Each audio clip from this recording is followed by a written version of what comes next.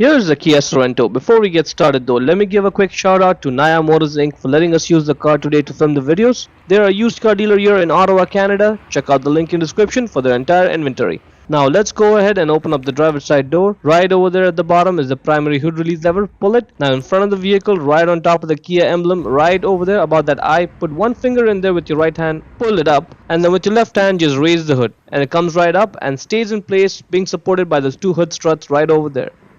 Now you'll need a Phillips head screwdriver to get those three clips out, 1, 2 and 3. You'll also need a 10 and 12 millimeter wrench, or better yet, if you can get a 10 and 12 millimeter socket along with the ratchet, that will make it easier, and it definitely helps having a long extension or just a couple of short extensions that you can put together for this job. First, let's get the Phillips head screwdriver and unscrew the middle part. Even if you can get out just a couple threads, you can get it out the rest of the way with just your fingers. Get it up substantially, and then the entire clip just comes out. Repeat the process for the other two clips. Now the air duct is loose. Lift it up and then pull it out. It comes out at an angle. Wiggle it and yeah, it's out. Keep the air duct somewhere safe. Now that's the battery. The positive terminal is marked with the red. Negative is the black wire. First we take off the negative. That's where the 10 millimeter socket ratchet combination comes into play. Loosen that nut over there, and again we only have to loosen it just enough to get the wire off the battery post. And now tuck that wire away somewhere safe so there's no more accidental contact throughout this process. Repeat the process for the positive one. Just unscrew that nut, get that wire off the battery post, and put this set of wires away. Now we need to get the retaining plate off.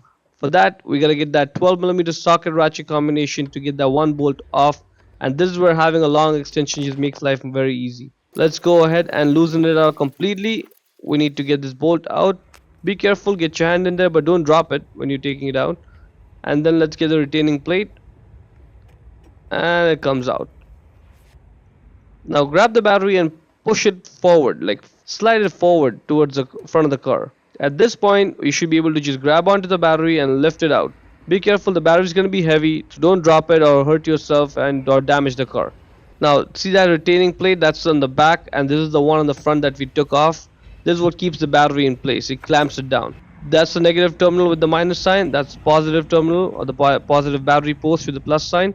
124R, that's your battery size number. Go ahead, get the new battery and place it with the way I'm showing. Once the battery is in place, just push it towards the rear of the car. Make sure that the positive terminal is here and the negative terminal is over there.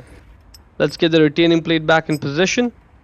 Put it back in. Just put the plate in first, and then may have to slide it left or right a little bit to get it to align with the hole there.